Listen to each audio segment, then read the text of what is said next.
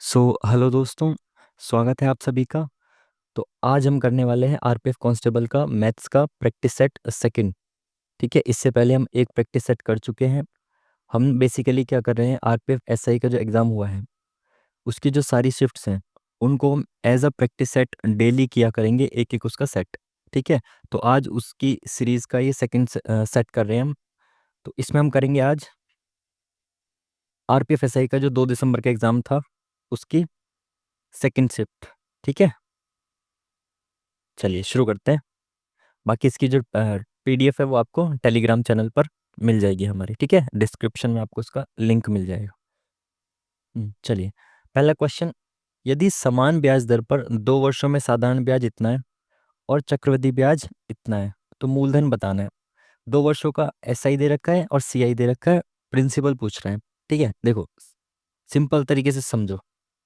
जो एसआई होता है और सीआई होता है, ऐसा ही बराबर बराबर मिलता है हर साल। 2 वर्ष में अगर 60 मिला है तो एक साल में पहले साल 30 मिला होगा, दूसरे साल भी 30 मिला होगा।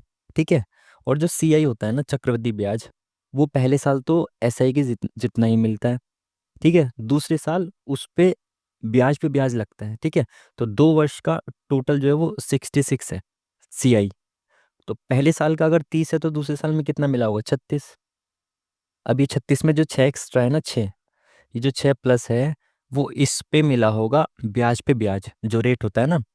सीआई में क्या होता है, हर साल ब्याज पे ब्याज मिलता है। तो ये जो 6 रुपए हैं ये 30 रुपए पे मिले हैं, तो जो रेट होगा वो कितना होगा।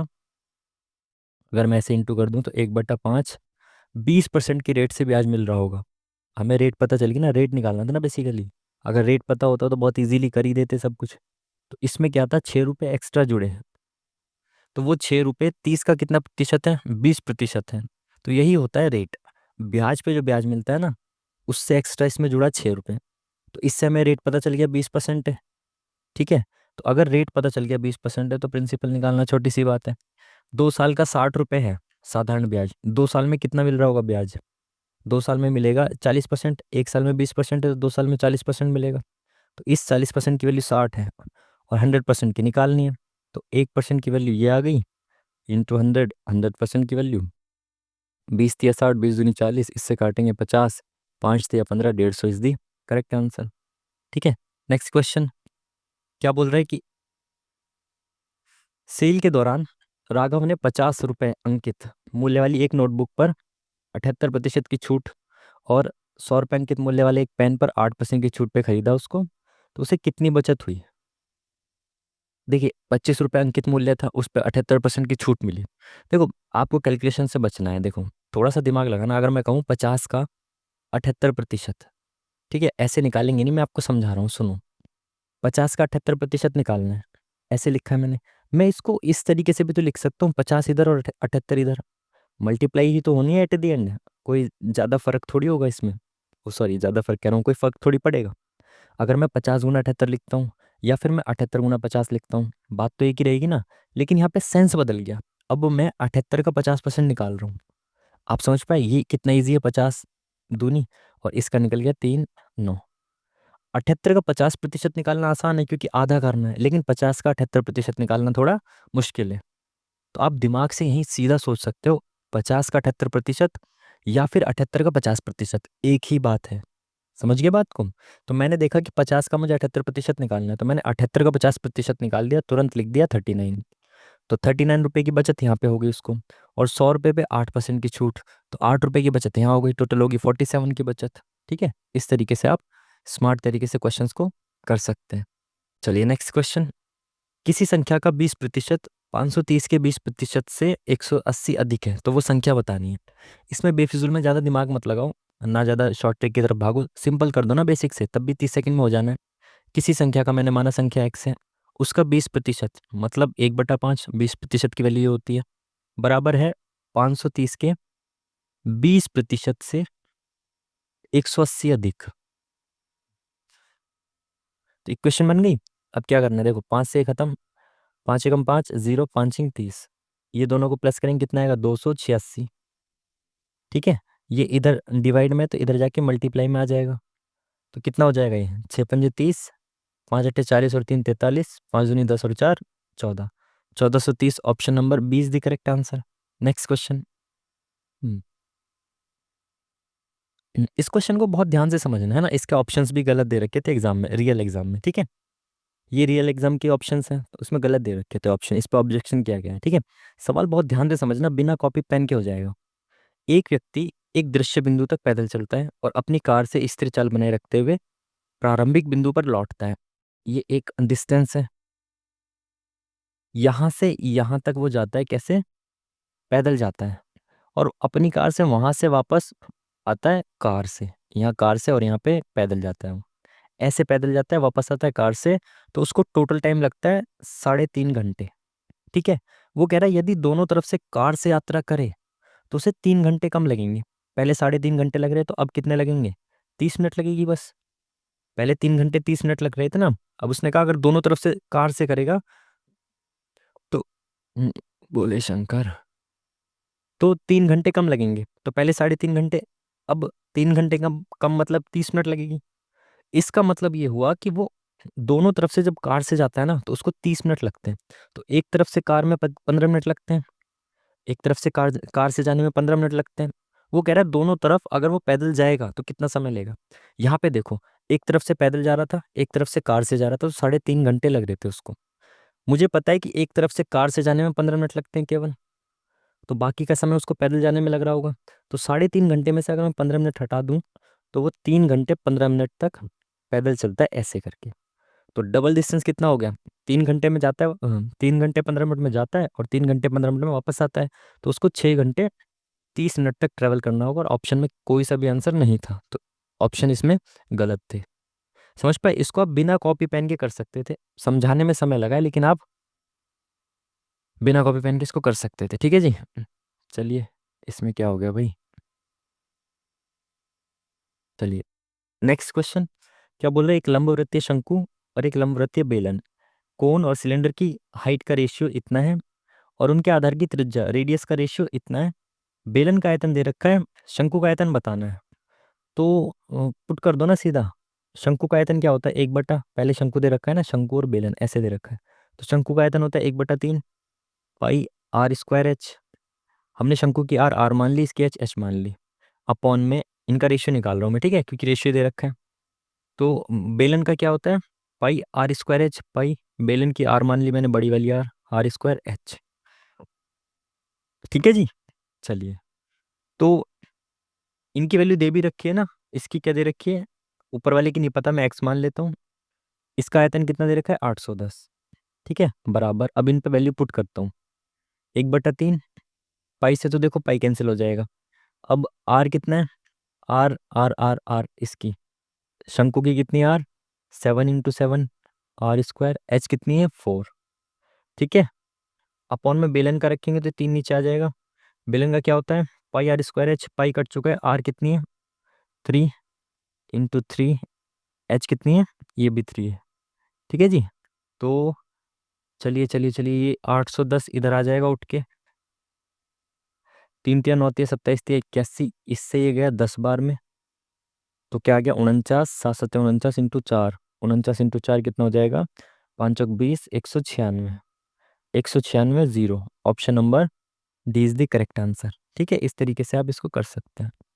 नेक्स्ट क्वेश्चन, 6 नंबर क्वेश्चन है। क्वेश्चन क्या बोल रहा है पहले देख लेते हैं।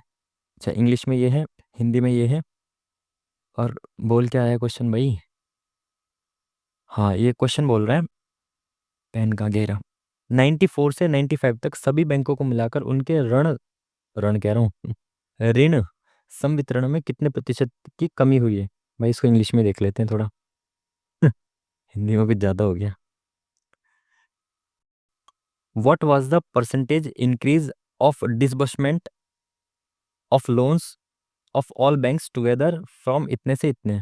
तो ये कहना चाह रहा है भाई, टोटल जो इन्होंने लोन बांटे हैं उसमें परसेंटेज इंक्रीज कितना हुआ, 94 से 95 तक।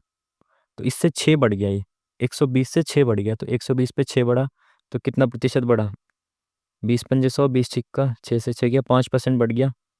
तो ऑप्शन दे रखे हैं क्या हमें इसके, शायद ऑप्शन लिखना भूल गए हम, तो इसका 5% आंसर है, ठीक है जी।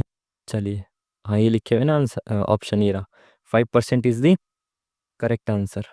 ठीक है जी, चलिए next question, 7 number question. Simplification क्या है, कर दो जल्दी जल्दी से। ये 2 बन गया, रेड पेन ले लेते हैं ना। ये 2 बन गया इंटू, इससे इसको काट सकते हैं क्या, काट सकते हैं। 6 कम 6, 6 चौक 24, ये कट जाएगा। 2 सत्ते 14, इसमें से क्या कितना बचा, 2 बचा तो 7 दूनी 14, 14 14 28, 28 दूनी 56, option number B. Next question क्या बोल रहा है, एक अंक की सबसे छोटी संख्या बताइए जिसे 6 अंकों की संख्या इसमें जोड़ने पर 11 से पूर्णतः विभाज्य हो जाए। सीधा भाई इसको या तो आप x मान लो, या तो सीधा मेरी तरह जोड़ो कि 5 5 4 9। भाई ये वाला 9 है, और ये कितना, 8 और 1 9, 9 3 12। मेरे पास इसमें जोड़ने की गुंजाइश है, या तो आप इसको इस तरीके से मान लो कि 9 प्लस एक्स, कि इसमें क्या जोड़ूं कि 12 बन जाए, क्योंकि 11 से डिविजिबिलिटी का रूल क्या कहता है, एक छोड़ के एक का सम या तो बराबर हो या उनका डिफरेंस 11 हो। ठीक है, तो 9 में मैं 3 जोड़ सकता हूँ तो ये 12 बन जाएगा। अगर यहाँ पे 3 हो तो ये 12 बन जाएगा, ये भी 12 बन जाएगा। 0 इनका डिफरेंस, तो ये 11 से कट जाएगा। तो 3 है जिसको मैं सबसे छोटी संख्या जोड़ सकता हूँ इसमें। चलिए नेक्स्ट क्वेश्चन क्या कह रहा है, सूरज एक नाव से इतने किलोमीटर की दूरी धारा की विपरीत दिशा में 48 घंटे में तय करता है। उसे धारा की दिशा में 30 घंटे में तय कर और उसे धारा की दिशा में 30 घंटे में तय करता है। धारा की चाल बतानी है। धारा की चाल होती है y, और नाव की चाल होती है x।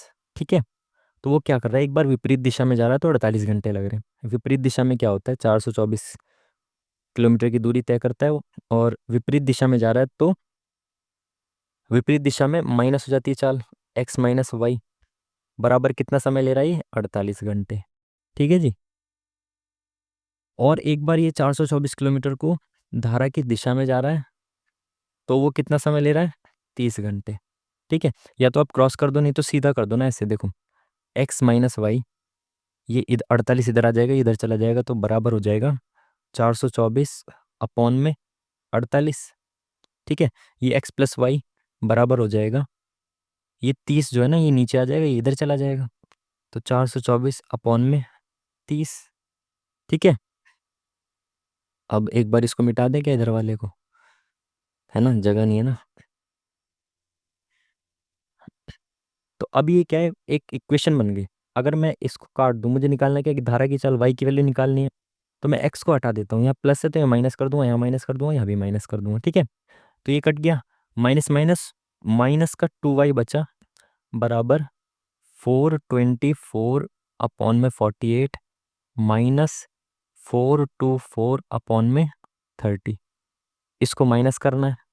ठीक है, तो भाई माइनस करेंगे तो क्या आएगा, यहाँ पे माइनस आएगा, माइनस से माइनस कट जाएगा, क्योंकि ये बड़ी संख्या में से छोटी संख्या घटा, छोटी में से बड़ी संख्या घटा रहे हैं ना, तो माइनस आएगा, तो इसको उल्टा कर देते हैं। उल्टा नहीं, यहाँ पे माइनस आया ना, -2y, माइनस में तो चाल होगी नहीं, तो यहाँ पे भी माइनस आएगा, तो बड़ी संख्या में से हम छोटी संख्या को घटाएंगे। यहाँ पे हम छोटी में से बड़ी को घटा रहे थे। ठीक है, तो 30 में से हमें ये घटाना है। ठीक है जी, चलिए, तो इसमें से या तो आप ऐसे करो 424 कॉमन ले लो। ठीक है, तो ये कितना हो जाएगा, 1/30 माइनस 1/48, और ये 2 है ना, जो ये 2 भी इधर आ जाएगा इसके अपॉन में। ठीक है, ये 2y है ना, तो ये इधर आ गया, तो y की वैल्यू ये आ जाएगी।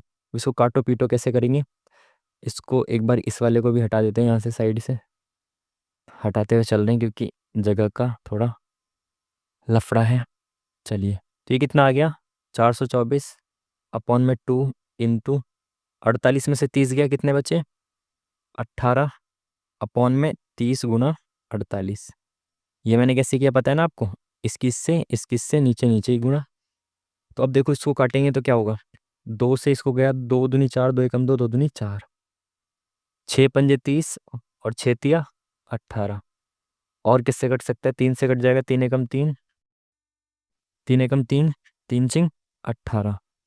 और कहाँ से कट सकता है, 16 से नहीं कट रहा, 8 से कट जाएगा क्या, नहीं 4 से कट जाएगा, 4 चौक 16, 4 पंजे 20, 4 तिया 12, तो ये 53/20 आ गया। तो इसको काटेंगे, एक ये 2 से काट दो, 2 एकम 2, 2 दूनी 4, 2 छक 12, 2 पंजे 10, तो 1 0 के बाद एक पॉइंट और लग जाएगा, तो 2.65, option number C is the correct answer. ठीक है, इस तरीके से आपको इसको बेसिक से करना ही पड़ेगा। ठीक है, कुछ क्वेश्चंस तो आप होंगे ना जो टाइम लेंगे आपका। प्रिया और आयुषी ने मिलकर एक व्यवसाय में इतना निवेश किया, वर्ष के अंत में इतने रुपए लाभ में से प्रिया का हिस्सा इतना था, आयुषी का निवेश क्या था। टोटल इतना इन्वेस्टमेंट किया था, अंत में लाभ जो हुआ, लाभ में से टोटल लाभ इतना हुआ, उसमें से प्रिया का हिस्सा ये था। तो निवेश बताना है। देखो, इन्वेस्टमेंट और निवेश का जो रेशियो होता है वो सेम होता है। जिस रेशियो में इनको प्रॉफिट मिलेगा उसी रेशियो में ये इन्वेस्ट किया होगा इन्होंने। तो भाई टोटल लाभ हुआ था 7500 का, इसमें से प्रिया का जो हिस्सा है वो 1800 है, प्रिया का 1800 है। तो दूसरी कौन है, आयुषी। तो आयुषी का हिस्सा कितना होगा टोटल में से, अगर मैं 1800 घटा दूं तो कितना बचेगा, 15 में से 8 गया 7, 6 में से 1 गया 5, तो 5700 जो है वो आयुषी का हिस्सा रहा होगा। ठीक है जी।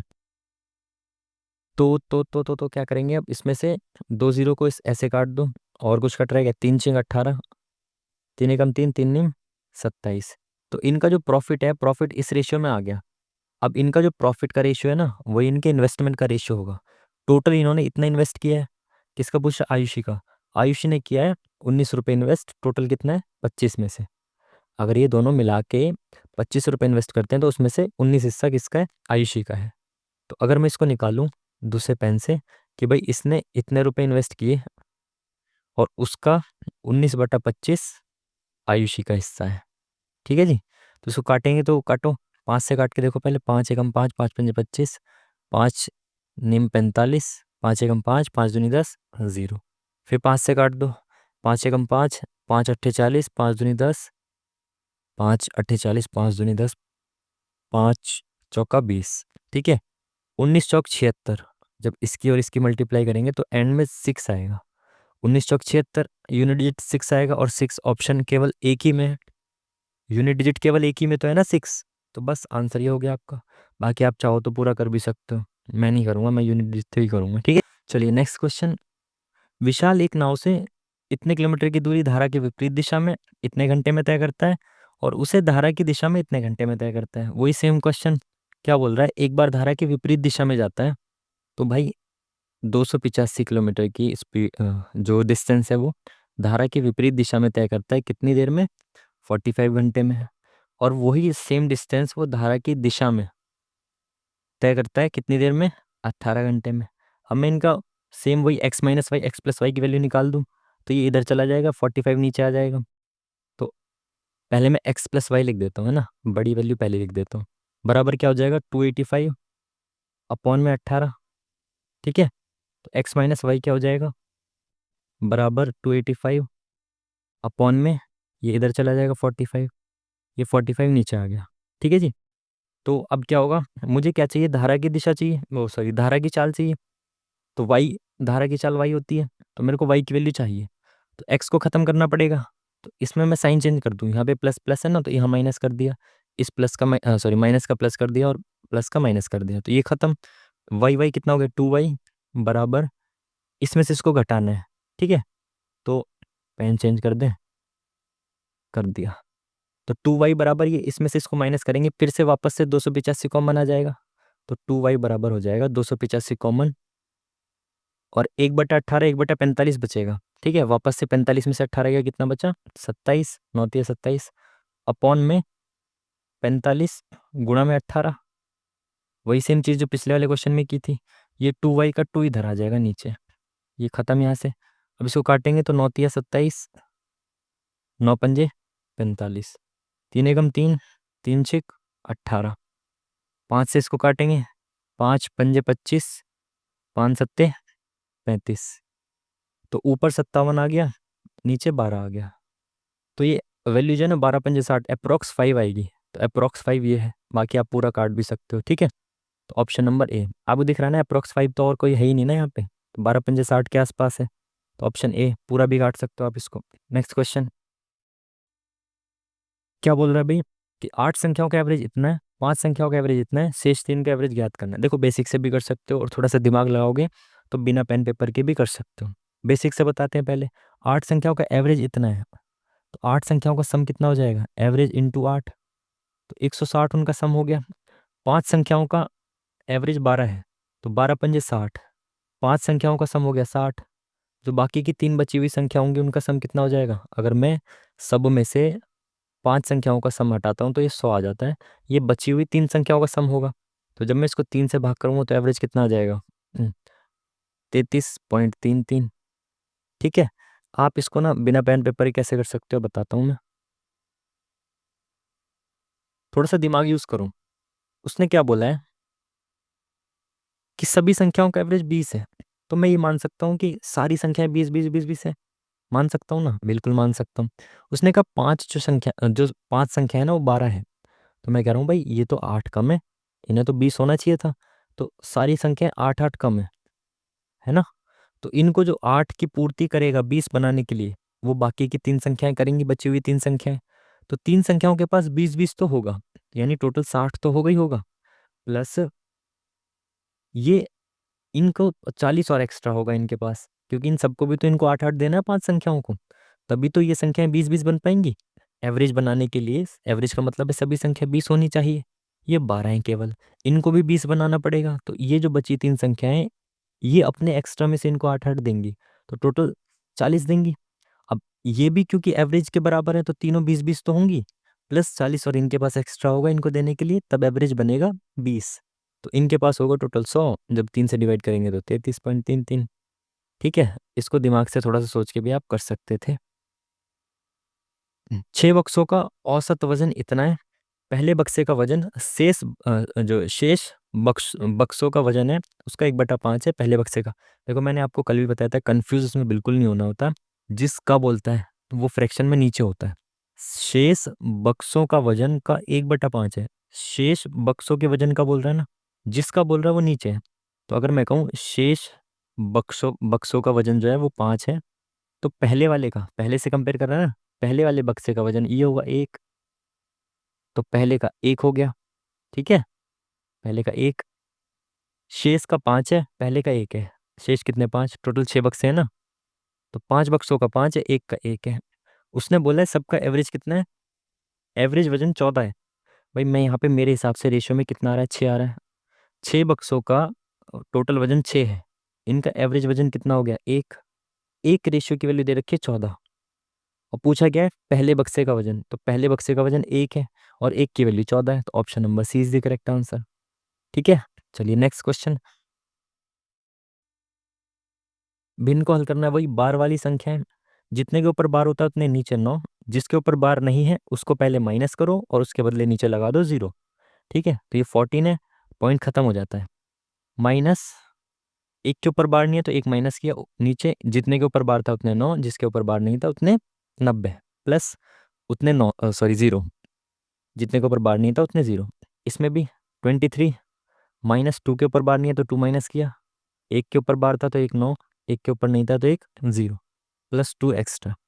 अब इसमें 13 बचा, इसमें 21 बचा, नीचे सेम है तो 13 और 21 कितना हो जाएगा? यहाँ पे 13 है ना और यहाँ पे 21 है, ये कितना हो गया?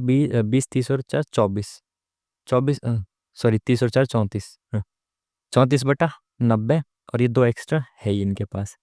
तो 2 सही, 34/90, option number C is the correct answer. चलिए क्वेश्चन नंबर 15। ये अच्छा सवाल है, कैलकुलेटिव सवाल है, बट आप इसको बहुत बेसिक से कर सकते हो। मतलब इतना कैलकुलेटिव करना नहीं है जितना ये दे रखा है। अच्छा अच्छा अच्छा अच्छा, चलिए नेक्स्ट क्वेश्चन। ये क्या बोल रहा है? 2000 पर 6.25% वार्षिक ब्याज दर पर 14 फरवरी से लेकर 28 अप्रैल की अवधि के लिए साधारण ब्याज बताना है। देखो, 1 साल का रेट दे रखा है, पूछा क्या है? कुछ दिनों का पूछा है। ठीक है, तो पहले मैं 1 साल का ब्याज निकाल दूं, है ना? तो पहले 1 साल का निकालूंगा। देखो 6.25% का मतलब होता है 1/16। क्यों? क्योंकि 12.5% की वैल्यू होती है 1/8। तो इसका आधा मतलब 1/16। अगर आपको याद नहीं है तो याद कर लो, ये सब काम आता है बहुत। तो 2000 का अगर मैं 1/16 निकालूं तो मेरा 1 साल का ब्याज आ जाएगा। तो मैंने कहा 16 कम 16, 16 दूनी 32, 8 देगा 16 पंजे 80। तो 1 साल का ब्याज आ गया मेरा 125। ठीक है, ये 1 साल का है, लेकिन मेरे को चाहिए कुछ दिनों का। देखो कितने दिनों का चाहिए? 14 फरवरी। अब 14 फरवरी, फरवरी 28 दिन की होती है तो इसमें बचे 14 दिन। मार्च, मार्च टोटल 31 दिन। अप्रैल के कितने दिन चाहिए हमें? टोटल 28 दिन। तो ये कितना हो गया? 9 4 13, 1 2 5 2 7, 73 दिन चाहिए। ये एक साल का है, ये एक साल का है, तो एक दिन का कितना हो गया? इतना। 365 दिन होते हैं ना एक साल में, एक दिन का इतना हो गया। मुझे चाहिए कितने का? 73 दिन का। देखो मोस्टली जब दिन पूछता है ना तो वो 73 दिनों का ही पूछता है, क्योंकि इसका 1/5 होता है। ठीक है, तो इस तरीके से भी कर सकते हो, नहीं तो भाई बेसिक से करो। 73 एकम 73 होता है, ये 5 बार में इससे कटता है। ये 5 दूनी 10, 5 पंजे 25, तो 25 option C is the correct answer. Next question क्या बोल रहा है? सबसे बड़ा भिन्न बताना है इसमें।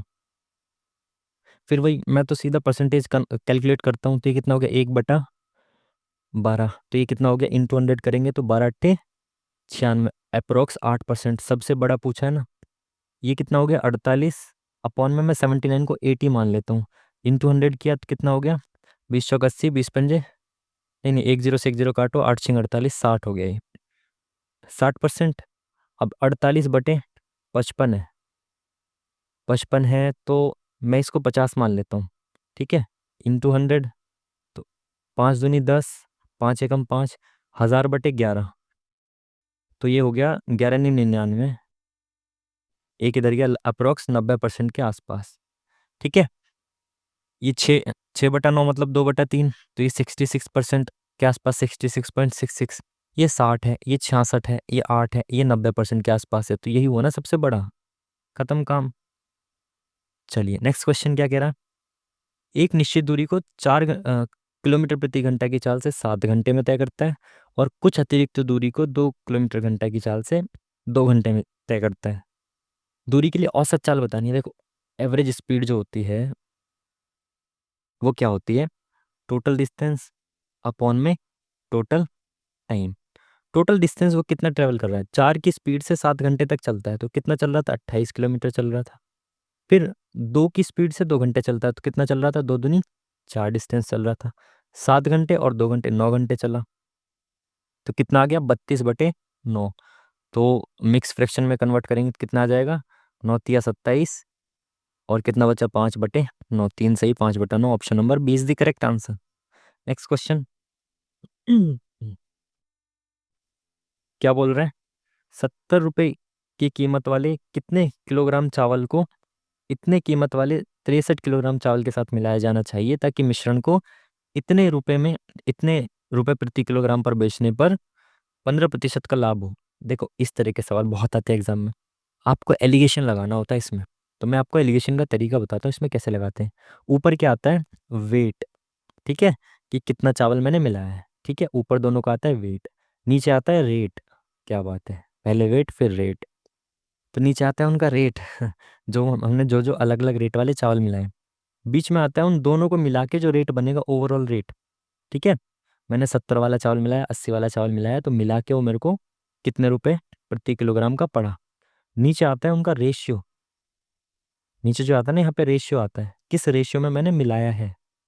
किस रेशियो में मिलाया है? ये ऊपर वाला रेशियो और ये नीचे वाला रेशियो इक्वल होता है।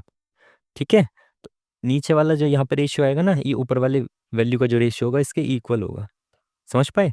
हाँ, तो अब इस सवाल को करना शुरू करते हैं। इसने सवाल में क्या बोला है भाई कि 70 रुपए वाले कितने किलोग्राम चावल मिलाऊं? मैंने कहा मुझे नहीं पता 70 वाले कितने मिलाने, क्वेश्चन मार्क लगा दिया। 70 वाले चावल को 90 किलो वाले 63 किलो चावल, तो 63 किलो चावल है 90 वाले। ठीक है, इनके साथ मिलाऊं, और मिलाए जाने के बाद जो मिश्रण है ना वो इतने रुपए में बेचूं तो 15% का लाभ हो। तो ये मिलाने के बाद इनका कॉस्ट प्राइस नहीं है। मिलाने के बाद इतने रुपए में बेच रहा है तो 15% का लाभ हो रहा है। तो मिलाने के बाद कितने रुपए किलो पड़ रहा है वो निकाल लेता हूँ। भाई 96.6 जो है ये 115% के बराबर है। तो मुझे 100% निकालना है। तो 5 दूनी 10, 5 दूनी 10, 5 तिया 15। 23 से काटेंगे इसको, 23, 23 तिया 20 चौक 80, 3 चौक 12, 23 चौका 92, और 4 इधर गया, 23 दूनी 46। एक के बाद पॉइंट है तो एक नीचे जीरो लगा के रखता हूँ मैं, तो इससे ये कट जाएगा। तो 42 दूनी 84। तो इसका जो ओवरऑल प्राइस मुझे पड़ेगा वो 84 पड़ेगा। अब देखो बड़े में से छोटे को घटाना है, इधर से इधर, इधर से इधर। तो 90 में से 84 गया 6, इसमें से चौरासी में से ये गया, कितना बचा? 80, 14। तो इनका रेशियो कितना आ गया? 2 3 6, 2 7 14। मैंने आपको यही बताया था कि ऊपर का जो रेशियो होता है ना, वही नीचे का रेशियो आता है। तो 7 की वैल्यू 63 दे रखी है, इंटू 9 कर रखा है। तो 3 की वैल्यू कितनी हो जाएगी? इंटू 9, 9 3 27। तो यहाँ वाला जो वेट था वो था 27 किलो। ठीक है, चलिए नेक्स्ट क्वेश्चन की तरफ चलते हैं, जल्दी जल्दी करेंगे। सॉल्व करना है, इसमें क्या है? कुछ भी नहीं है। 3, 3 3 9, -3 × 4 = 12। 9 में से 12 गई कितने? -3। Option number C is the correct answer. इसमें क्या है भाई? वही फ्रैक्शन, वही बार वाले सवाल करिए इसको। 13 अपॉन में माइनस करेंगे 0 तो उससे कोई फर्क नहीं है। 3, 2 के ऊपर बार है तो 2 तो 9 आ जाएंगे, और 1 के ऊपर बार नहीं है तो 1 0 आ जाएगा। प्लस 32 अपॉन में 99। तो वही सेम चीज़ है, देखो इसमें इनका जो एलसीएम हो जाएगा, एलसीएम कैसे निकालते हैं? 11 इंटू 9, 90। 11 99 इंटू, ऐसे कर रखा है इसने। और इसमें क्या है? 11 × 9, इसमें 10 भी है। तो 11 × 9 तो होगा ही होगा, इंटू 10 भी होगा, तो 990 इनका एलसीएम आ जाएगा। और 990 केवल एक ही ऑप्शन में दिया था, बाकी इसको पूरी तरीके से सॉल्व भी कर सकते हो आप। यहाँ पे एक आया तो 13, इससे इसको डिवाइड किया तो कितना आएगा? 10। तो 10 इंटू 32 करेंगे 320। ठीक है, ये यहाँ पे 13 है ना, और यहाँ पे 990 है, यहाँ 99 है, तो 10 है। एक दिया, 10 32 300, तो 111 क्यों आ रहा है? इसके ऑप्शंस गलत है क्या? शायद ये या तो इसके यहाँ के बाद पॉइंट होगा, या फिर ऑप्शंस भी गलत हो सकते हैं इसके, क्योंकि इस हिसाब से तो ये आना चाहिए 333 अपॉन में। अच्छा अच्छा अच्छा अच्छा, 333 अपॉन में 990, तो ये काटेगा। ठीक है ठीक है ठीक है, अभी हम गलत कर देते इस सवाल को भी। इसी तरीके से मैंने आरपीएफ एसआई में हवाबाजी में गलत करे हैं सवाल। 111/330, ये आएगा इसका आंसर। मैंने ये देखा केवल कि 990 इसके ही नीचे है और किसी के नीचे नहीं है। मैंने एक्चुअल एग्जाम में भी ऐसी गलत किए हैं। तो भाई पूरा काट के देख लो, इसको पूरा सॉल्व करके देख लो। समझ गए ना? एग्जामिनर बहुत तेजी में चल रहा है, तो इसको पूरा काट के देखोगे तो आंसर ये नहीं आएगा, आंसर आएगा सी। ठीक है, अब मैं समझ रहा हूँ मेरे कैसे गलत हुए थे। तो भाई कुछ कुछ सवालों में पूरा पूरा सॉल्व करो, हवाबाजी नहीं करनी। ठीक है, यूनिट डिजिट तक ठीक है, बट इस तरीके से मत करना, पूरा ही करना। अतुल ने इतनी कुर्सियां बेची और इतने रुपए के विक्रय मूल्य के बराबर लाभ हुआ। भाई मैंने 173 कुर्सी बेची, तो 173 कुर्सियों का जो एसपी होगा, जो हम कुछ चीज़ बेचते हैं, मैंने कोई चीज़ 10 रुपए की खरीदी, 12 की बेची, तो 10 रुपए तो मिले, कॉस्ट प्राइस तो मिला, प्लस प्रॉफिट मिला। तो मुझे उनके 173 का कॉस्ट प्राइस तो मिलेगा, प्लस प्रॉफिट मिलेगा। प्रॉफिट कितना हो रहा है? 73 कुर्सियों के एसपी जितना।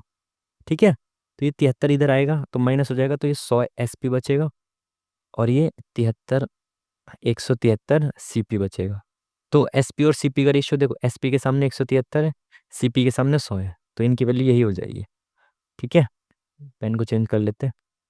तो सीपी अपॉन एसपी का रेशियो क्या हो गया? 100 अपॉन में 173। तो 100 रुपए की चीज़ 173 में बेची है, तो 73 रुपए का लाभ हुआ है मुझे 100 रुपए पे, तो 73%। Option number D is the correct answer. चलिए नेक्स्ट क्वेश्चन, वही सेम वाला क्वेश्चन। इसमें क्या बोल रहा है? पहले 3 माह की जो 3 महीनों तक उसकी एवरेज इनकम इतनी है। अप्रैल की जो इनकम है वो 3 महीने की एवरेज इनकम से 50% अधिक है। पूरे साल की इनकम ये दे रखी है एवरेज इनकम, और 8 महीनों की ये एवरेज इनकम पूछ रहा है। तो अगर मैं ये कहूँ कि 12 महीनों की इनकम में से ये 4 महीने की इनकम जोड़ के घटा दूं तो 8 महीने की आ जाएगी, और उसको 8 से डिवाइड कर दूं तो उनका एवरेज आ जाएगा। तो मैंने कहा 12 महीने की इनकम कितनी हो गई? 9 9 7 0 8 × 12, ये मेरी 12 महीने की इनकम हो गई। माइनस मुझे 4 महीने की घटानी है जोड़ के। 3 महीनों का एवरेज इतना था, तो 3 महीनों की टोटल कितनी हो जाएगी? 0 0 8 × 3, ये 3 महीने की टोटल हो गई। ठीक है, प्लस चौथे महीने की कितनी है? इसके एवरेज से 50% अधिक, तो इसका 150%। तो ये जो एवरेज है इसका 150%, मतलब 3/2। ठीक है, ये आ गई मेरी 8 महीने की इनकम। अब इसको मैं 8 से डिवाइड करूंगा तो इसकी एवरेज आ जाएगी। तो मैं यूनिट डिजिट से आंसर निकालूंगा, लेकिन ये 8 को खत्म कर दूंगा पहले। तो क्योंकि पूरा पूरा आंसर आ रहा है तो 8 से कटेंगी तीनों संख्याएं, तो तीनों को 8 से काट दूंगा, क्योंकि प्लस माइनस है ना बीच में। इनटू होता तो एक को काट देंगे, काम खत्म। जब प्लस माइनस होता है बीच में तो तीनों संख्याओं को काटना पड़ेगा। तो भाई पहले इसके फ्रैक्शन से हटाता हूँ 2 को, तो ये क्या हो गया, 2 × 9 = 18, 2 × 5 = 10, 0 2 चौक 8। ठीक है, अब 8 से काटो तो ये गया, कट जाएगा। 8 × 7 = 56, 8 × 8 = 64, 6 नहीं कटेगा तो इसको पहले 4 से काट दो, 4 × 3 = 12, 4 × 2 = 8। अब इसको 2 से काट दो तो 2 चौक 8, इधर गया 2 × 9 = 18, 2 × 8 = 16, 2 × 5 = 10, 2 चौक 8। ठीक है, ये इनटू में 3 है। इसको 8 से काटेंगे कितना आएगा, 8 × 2 = 16, 3 इधर गया, 8 × 3 = 24, 3 इधर गया था ना 24, 6 इधर गया, 8 × 7 = 56, 4 इधर गया, 8 × 6 = 48। इसको 8 से काटो भाई, 8 एकम 8 इधर गया, 8 एकम 8 और 7 इधर गया, 8 × 8 = 64, 6 इधर गया, 8 × 8 = 64। ठीक है, सही काटा ना, 1 8 एकम 8 8, 7 8 × 8 = 64 और 6 इधर गया, 8 × 8 = 64। ठीक है, अब ये 8 खत्म हो गया। अब यूनिट डिजिट से आंसर निकाल लो। यहाँ पे क्या है, 4 × 3 = 12, तो यहाँ का यूनिट डिजिट 2 आया, माइनस इनको जोड़ो, 6 × 3 = 18, 8 प्लस इनका यूनिट डिजिट क्या है, 8 × 3 = 24, 4। ठीक है, तो ये 2 है तो इसको 12 भी लिख सकता हूँ मैं, माइनस 8 × 4 = 12, तो 12 में से 12 गया, या फिर 2 में से 12 जब जाएगा तो 2 0 0 आ जाएगा, 2 में से 2 जाएगा तो 0 आ जाएगा ना, तो 0 केवल एक का यूनिट डिजिट है, ऑप्शन नंबर बी का। ठीक है जी, चलिए नेक्स्ट क्वेश्चन। क्या बोल रहा है ये, एक गांव की जनसंख्या इतनी थी, पहले वर्ष में इतने प्रतिशत की वृद्धि हुई, दूसरे वर्ष में इतने प्रतिशत की वृद्धि हुई, 2 वर्ष बाद जनसंख्या। बहुत इजी क्वेश्चन है भाई। आज इसकी जनसंख्या कितनी है, 13, 1 2 3 4। पहले वर्ष में 10% वृद्धि हो गई, तो ये अपना 110% हो गई। 110% का मतलब 11/10। फिर दूसरे साल में 30% की वृद्धि हुई, तो ये 130% हो गई, मतलब 13/10 हो गई। अब बताना ही कितनी हो गई, ये 2 0 से 2 0 खत्म। 13 की गुना 13 से करेंगे 169, 2 0 × 11। ठीक है, तो एंड में 2 0 तो आएंगी आएंगी, और 11 नहीं 99, 9 आएगा। तो 2 0 के बाद 9 यहाँ पे है, ऑप्शन नंबर बी में। बाकी आप पूरी तरीके से सॉल्व भी कर सकते हो। 11 छक्के 66, 66 में से 1 गया, 65 और 10 75, 7 11 कम 11 और 7 18। ठीक है, तो option number B is the correct answer. Next question, चलिए इसको सॉल्व कर दो जल्दी जल्दी से। जिनका बेस सेम होता है उनको जोड़ लो, 3 और 1 4 4 8, ये 8/6 प्लस कितना है, 4/12। तो इसको भी 2 दूनी 4 2 तिया 2 6 12। अब इनका बेस भी 6 6 बन गया ना, तो जोड़ दो, 8 2 10, 10/6 माइनस 1, तो ये क्या हो जाएगा, 10 माइनस 6 अपॉन में 6, तो ये 4/6 हो गया। लेकिन इनका बेस दे रखा है 12, तो इंटू 2 करेंगे कितना हो गया, 8/12। Option number C is the correct answer. 25 number question, क्या बोल रहा है भाई इसमें, एक बैंक अर्धवार्षिक रूप से गणना करके प्रतिवर्ष इतने की चक्रवृद्धि ब्याज प्रदान करता है, इतना।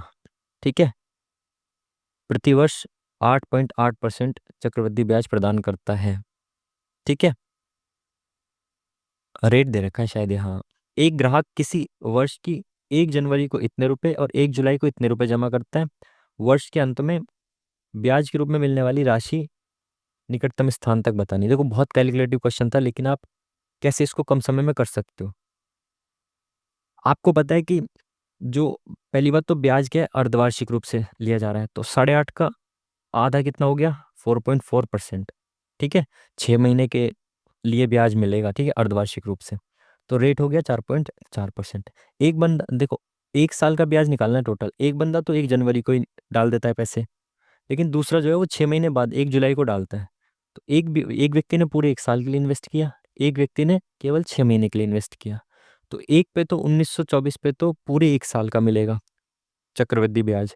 तो अगर 4%, देखो 4.4% है, ठीक है, तो दूसरे साल भी 4.4% तो मिलेगा ही मिलेगा ब्याज। दूसरे साल मतलब दूसरे हाफ में, पहले हाफ में 4.4% मिलेगा जिसको 1 साल के लिए इन्वेस्ट किया, फिर दूसरे हाफ में 4.4% तो मिलेगा ही मिलेगा, प्लस इसका 4.4 का भी 4.4% मिलेगा। तो बहुत माइनर सी वैल्यू आएगी, बहुत छोटी वैल्यू आएगी पॉइंट में, तो उसको भूल जाओ। आप केवल इतना ध्यान रखो कि 8.8 तो मिलेगी ही मिलेगी, इससे थोड़ी सी ज़्यादा मिलेगी, मैं ऑप्शन से देख लूँगा जो थोड़ी सी ज़्यादा होगी। और जिसने 1 साल के लिए इन्वेस्ट किया है पैसा, उसको 4.4% मिलेगा। तो टोटल कितना मिल रहा है इसको? 8 4 12, 12 और 1 13, तो 13.2% मिलेगा टोटल राशि पे। और राशि कितनी है?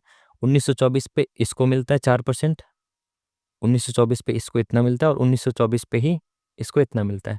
तो ओवरऑल 1924 पे 1924 पे मेरे को 13% निकालना है, वही ब्याज होगा। ठीक है, अब निकटतम मान दे रखा है तो यूनिट डिजिट से तो नहीं निकाल सकते, तो इसका पहले निकालो 10%, तो इसका 10% हो गया 192.4। उसके बाद क्या निकालेंगे भाई? 0.2 को हटा दिया मैंने पहले, 10% निकाल लिया, अब 3% निकालना है, तो 1% हो गया 19 पॉइंट ये, और 3% 19 दिया 57, और 24 दिया 72, तो भाई 3% हो गया ये। ठीक है, अब क्या 0.2% निकालना है, तो 10% ये हो गया अपॉन में 5, तो 0.2% ऐसे आ जाएगा। तो ये कितना आ गया? 5 तिया 15, और 4 दे गया 5 अट्ठे 40, 0.2% यहाँ निकाल लेते ना हम, क्या आ गया? 0.2% मतलब 1% का भी 5वां हिस्सा, तो इसका 5वां हिस्सा निकालना है ना। तो 5 तिया 15 इधर गया, 4 5 अट्ठे 40, और 5 चौक 20, इतना समथिंग कुछ आएगा। 6 8 7 15 और 4 19, 1 10 और 3 13, 1 9 10 5 15, इधर गया 253 पॉइंट समथिंग। अब 253 तो वो आया है जो हमने माना है, ठीक है, तो यहाँ पे थोड़ा सा कुछ एक्स्ट्रा था, तो ये 253 से थोड़ा सा एक्स्ट्रा आएगा। आप बात समझ पाए मैंने क्या किया? मैंने कहा कि 8.8% की रेट है और अर्धवार्षिक रूप से गणना होती है, तो मैंने मान लिया रेट 4.4। जब अर्धवार्षिक रूप से गणना होती है तो हम टाइम को क्या कर देते हैं, सॉरी रेट को हम क्या कर देते हैं, आधा कर देते हैं। ठीक है, तो एक व्यक्ति ने 6 महीने के लिए इन्वेस्ट किया, एक व्यक्ति ने 1 साल के लिए इन्वेस्ट किया। तो जिसने 1 साल के लिए इन्वेस्ट किया था उस पर तो हमें 2 बार ब्याज मिलेगा ना, पहली साल 4.4%, दूसरी साल 4.4% तो मिलेगा ही, इसका भी 4.4% मिलेगा। मैं कैलकुलेशन से बचा, मैंने कहा 4.4 का 4.4% कितना ही होगा, बहुत कम होगा, तो मैंने इसमें जोड़ा नहीं। बट मैंने ये सोचा कि जो भी मैं आंसर आएगा ना वो इससे थोड़ा ज़्यादा आना चाहिए, क्योंकि इसमें मैंने कुछ जोड़ा नहीं है, वो परसेंटेज जो इसमें जुड़ना चाहिए था वो इसमें मैंने जोड़ा नहीं है, तो आंसर इससे थोड़ा सा ज़्यादा आना चाहिए, है ना। तो मैंने कहा इतना ही मैं मान लेता हूँ, तो 8.5% मैंने मान लिया, 8.8% मान लिया। दूसरे व्यक्ति को सेम राशि पे इतना परसेंट मिलना था, क्योंकि उसने 6 महीने के लिए इन्वेस्ट किया था, तो पूरी राशि मतलब 1924 पे 8.8% और 1924 पे 4.4%, तो जब जोड़ेंगे तो टोटल 1924 पे 13.2% ओवरऑल मुझे मिलना चाहिए। ठीक है, राशि तो 1924 की ही है ना, तो मैंने जब 1924 का 13.2% निकाला तो ये आ गया 253 पॉइंट समथिंग। तो 253 से थोड़ा सा ज़्यादा ऑप्शन कौन सा है? ये ऑप्शन नंबर सी है, और कोई है ही नहीं जो 253 के आसपास हो, तो option number C is the correct answer. बहुत कैलकुलेटिव क्वेश्चन था, बट आप इसको इस तरीके से आसानी से कर सकते थे। देखो वही सेम क्वेश्चन आ गया, अब मैं इसको अपने तरीके से ही करूँगा। 8 संख्याओं का औसत 20 है, तो मैंने माना सभी 20-20 है, सारी संख्याएं 20-20 है। ठीक है, ये क्या बना दिया, सभी संख्याएं क्या है, 20-20 है। ठीक है जी, 5 संख्याओं का एवरेज 16 है, इन 5 संख्याओं में 4 कम है, एक के पास 4 कम है तो 5 के पास 20 कम है। ठीक है, जो शेष संख्याएं उनके पास 20 तो था ही, तीनों के पास 20-20 तो था, तो उनके पास टोटल 60 तो था, लेकिन उनके पास इनको 20 जो कम है वो एक्स्ट्रा देने के लिए भी था, तो 80 था इनके पास। मैं इसको 3 से डिवाइड करूँगा, 3 दूनी 6, इधर गया 3 6 18, 3 6 18, 3 6 18, 26.67। ठीक है, चलिए 27 नंबर क्वेश्चन क्या बोल रहा है, यह देखते हुए कि ये बराबर ये है, ये बराबर वाई है, एक्स की पावर जेड वाई की पावर 5 बराबर क्या है। जेड का मान पूछ रहा है, वही सेम क्वेश्चन कल वाला। अगर मैं कहूँ कि 2 की पावर 8 3 है और इसकी पावर ये एक्स है ना, एक्स की पावर जेड है, तो ये जेड है, बराबर वाई की वैल्यू क्या है 0.09, और इसकी पावर क्या है 5, तो पावर के ऊपर पावर इंटू हो जाती है, तो ये कितना हो गया 8z। अब क्योंकि इनका बेस सेम है, इसका भी 2 है इसका भी 2 है, तो ये कट जाएगा, केवल पावर्स रह जाएंगे। ये कितना हो गया 9 की पावर 5, 9 पंजे 45, तो ये हो गया 2 के बाद पॉइंट आएगा ना, तो 4 5, ठीक है, सॉरी 2 के बाद पॉइंट आएगा ना, 9 पंजे 45, तो यहाँ पे आ गया पॉइंट। इसकी पावर z है, ये क्या है 45 है, तो पावर के ऊपर पावर, सॉरी पावर के ऊपर पावर है तो इंटू हो जाएगी ना, ये इंटू z हो जाएगा, तो z बराबर क्या हो जाएगा 0.45 अपॉन में ये 83 इधर आ जाएगा, ठीक है। दोनों में दो दो के बाद पॉइंट है तो हट गया। अब ये अप्रोक्स क्या आएगा, देखो 8 पंजे 40, तो अप्रोक्स 0.5 के आसपास आएगा। ऑप्शन नंबर सी ही है ऐसा। अगर मैं इसको 80 मान के काट रहा हूँ तो 8 पंजे 40, ठीक है, लगभग 5 के अप्रोक्स से पूरा पूरा जाएगा, तो और कोई ऑप्शन ही नहीं है 5 के आसपास, ठीक है। चलिए नेक्स्ट क्वेश्चन क्या बोल रहा है, वैल्यू निकालनी है, इसको किया 27 होता है इंटू 8 पंजे 40, ठीक है। इसमें से 9 में से 7 गया 2, ये 2 से 2 कट रहा है, तो 34 और 5 39, ठीक है, और 9 सत्ते 63, एक में ये unit digit, option number B is the correct answer. 7 3 63, 3 आएगा ना यूनिट डिजिट, तो केवल एक में है ये तो बस, ठीक है। चलिए नेक्स्ट क्वेश्चन की तरफ चलते हैं। ये आ गया नेक्स्ट क्वेश्चन। क्या बोल रहा है, एक खोखला गोलाकार खोल इतने घनत्व वाली धातु से बना है, आंतरिक त्रिज्या और बाह्य त्रिज्या इतने इतने हैं, खोल का वजन कितना है।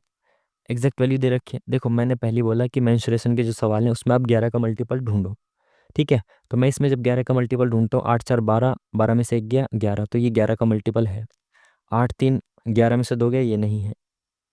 5 में 7 नहीं है, 7 में 8 नहीं है, तो केवल एक ही ऑप्शन है जो 11 का मल्टीपल है, यही आंसर होगा। बाकी बेसिक से क्या बोला है इसने कि एक गोलाकार खोल है, आंतरिक त्रिज्या और बाह्य त्रिज्या दे रखी है, तो जो उसका खोल का वजन है वो बताना है। और वजन क्या है 6 ग्राम है 1 सेंटीमीटर क्यूब का, क्यूब दे रखा है, तो वॉल्यूम निकालना है। तो वॉल्यूम क्या है, देखो आपने बॉल देखी है, बॉल, तो बॉल का जो ऊपर वाला प्लास्टिक है ना, ऐसे ही ये गोला है, उस प्लास्टिक का वजन बताना है। तो भाई आंतरिक त्रिज्या दे रखी है, बाह्य त्रिज्या दे रखी है, तो अगर मैं बाहर वाले गोले में से अंदर वाले गोले का वॉल्यूम माइनस कर दूं तो उस परत का धातु का वॉल्यूम आ जाएगा। तो बड़े वाले गोले का वॉल्यूम कितना हो जाएगा, देखो 4/3 पाई आर क्यूब, ये बड़े वाले गोले का वॉल्यूम माइनस छोटे वाले गोले का वॉल्यूम क्या हो जाएगा 4/3 पाई आर क्यूब, ठीक है। तो 4/3 पाई, इसमें ये कॉमन आ गया,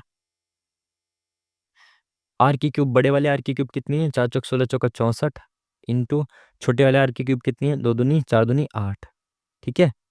तो ये कितना आ जाएगा यहाँ पे 4/3 इंटू पाई इंटू 8 अट्ठे 64, 8 सत्ते 56, 56 7 अट्ठे 56, ठीक है 8 आ गया।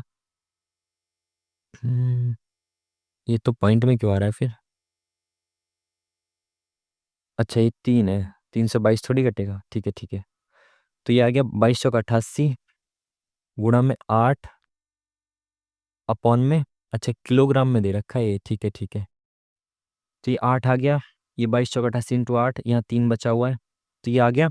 अब ये आ गया हमारा सेंटीमीटर क्यूब, एक धातु का जो वो है, सॉरी धातु का जो वॉल्यूम आ गया, जो खाली धातु है इसका ये वॉल्यूम आ गया इतने सेंटीमीटर क्यूब। अब 1 सेंटीमीटर क्यूब का वॉल्यूम जो है 6 ग्राम है, सॉरी वेट जो है 6 ग्राम है, तो इसका इंटू 6 करेंगे तो टोटल वेट आ गया।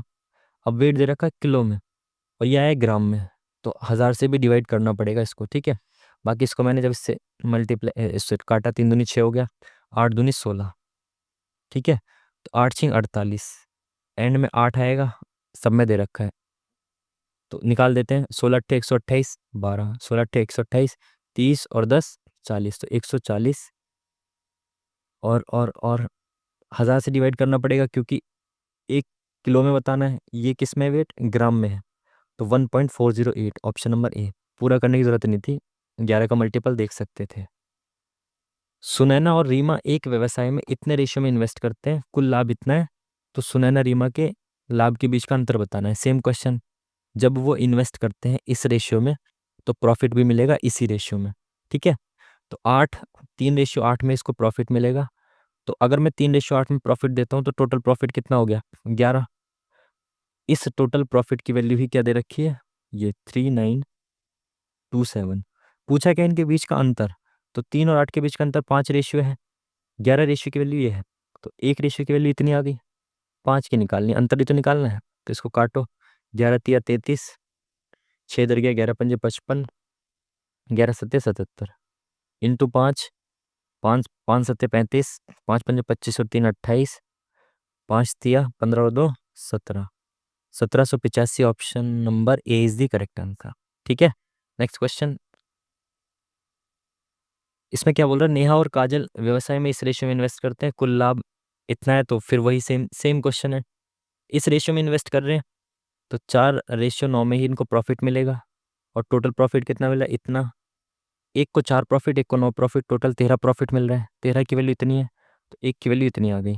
पूछा क्या इनके बीच का अंतर, 5 की वैल्यू निकालनी है, इनके बीच 5 का अंतर है ना, तो इंटू 5, 13 छिक 13 पंजे 65, 13 चौके 52, 3 इधर गया, 13 तिया 39, ये कितना हो गया, 20 और 15, तो 2150। Option number 1 is the correct answer. 32 number question.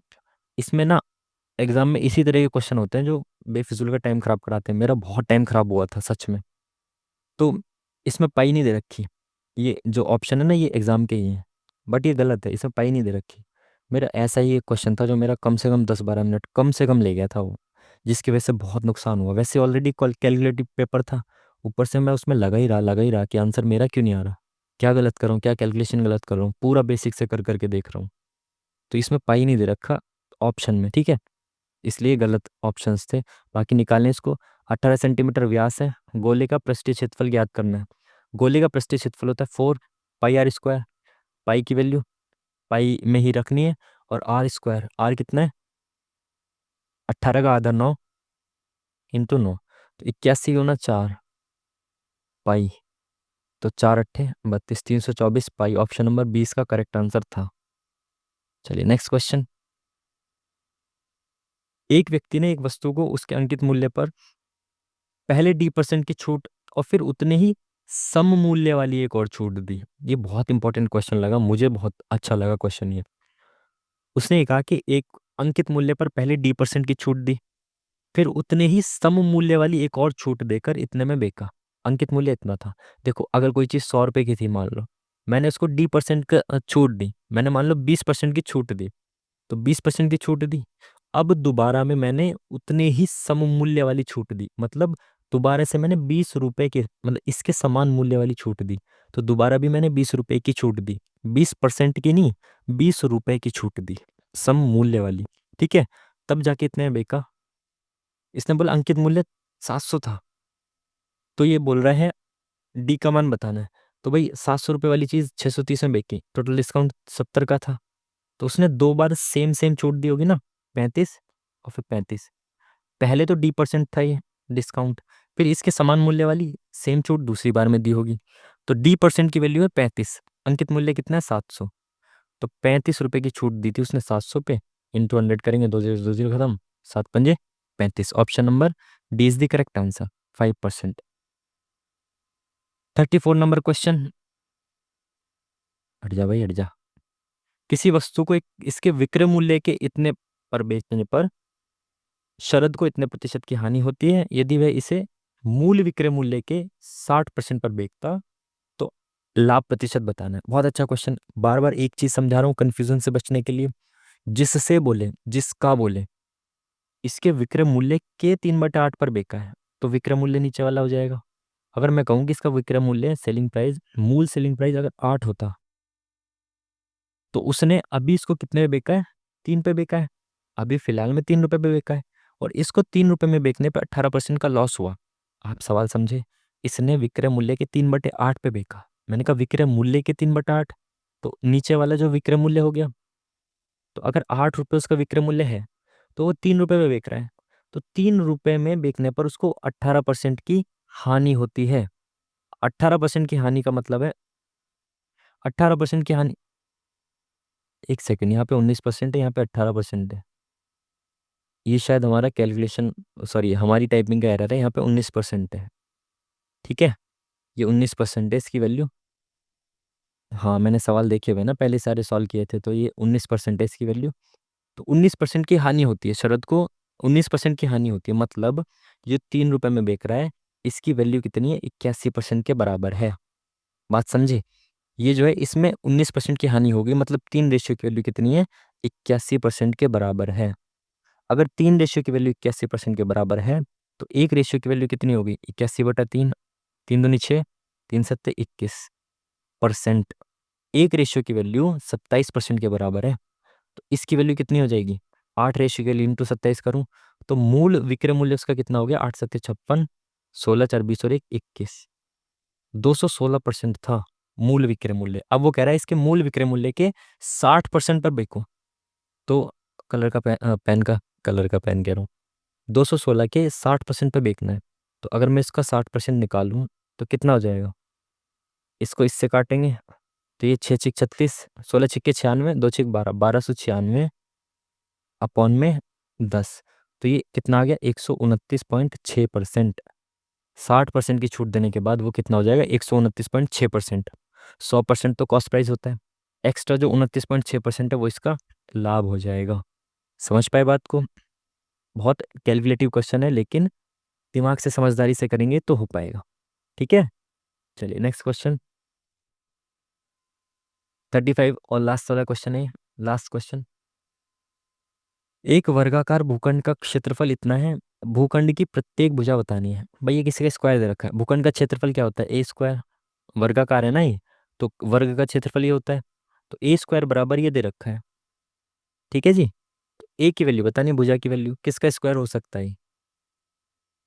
देखो एक और चीज़ है, मैंने देखा था उसमें क्या होता है कि ये जो होता है ना, किसी का भी स्क्वायर होता है, ये स्क्वायर में लास्ट के 2 डिजिट देखो आप, ये लास्ट के 2 डिजिट जो है वो 76 है। 76 किसके स्क्वायर में होता है, 24 के स्क्वायर में होता है। तो 24 इसमें जो होता है वो 100 150 200 मान लो आप, 100 150 200, 100 150 200 एक बेस वैल्यू होती है, उससे या तो 24 ज़्यादा या 24 कम होगा इसका एग्जैक्ट आंसर। तो अगर मैं 100 मानता हूँ तो 100 से 24 ज़्यादा कहीं है, नहीं है। 150 मानता हूँ, 150 से 24 ज़्यादा है, नहीं। 24 कम है क्या, हाँ ये है 24 कम, तो ये इसका आंसर होगा। ये तो हो गई बेफिजूल की टिकबाजी। बाकी आप यार, टाइम होता है, सीधा इसको सॉल्व करो, दिमाग लगाओ और सॉल्व करो सीधा, ऐसे करके सॉल्व कर दो। अब ये मत बोलना है बच्चों की तरह, बिल्कुल बच्चों की तरह सॉल्व करो भाई। मैं तो दूध का जला हुआ हूँ, तो इसलिए बता रहा हूँ आपको, हवाबाजी के चक्कर में मत रहो, बहुत टाइम होता है रेलवे में, बैठना नहीं है और सोना नहीं है।